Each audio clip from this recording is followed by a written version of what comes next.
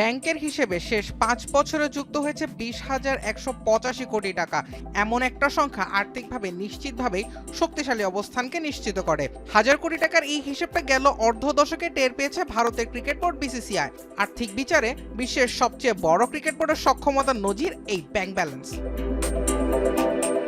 BCCI এর বার্ষিক সাধারণ সভায় সংস্থার সাধারণ সম্পাদক নিজেদের আর্থিক বিবরণীতে এই তথ্য তুলে ধরেন।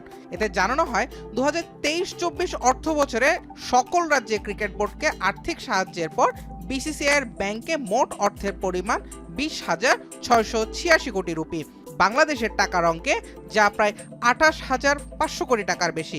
অথচ 2019 সালেও বিসিসিআই এর কোষাগারে ছিল প্রায় 8,367 কোটি টাকা। রাজস্ব ফাঁকের অভিযোগ দীর্ঘদিন ধরেই বিসিসিআই নামের পাশে। সবশেষ আর্থিক বিবরণীতে অবশ্য এই বিতর্কের জবাবও মিলেছে। 2023-24 অর্থ বছরে শুধুমাত্র আয়করের জন্য 4,350 কোটি টাকা বরাদ্দ রেখেছে ভারতের ক্রিকেট বোর্ড।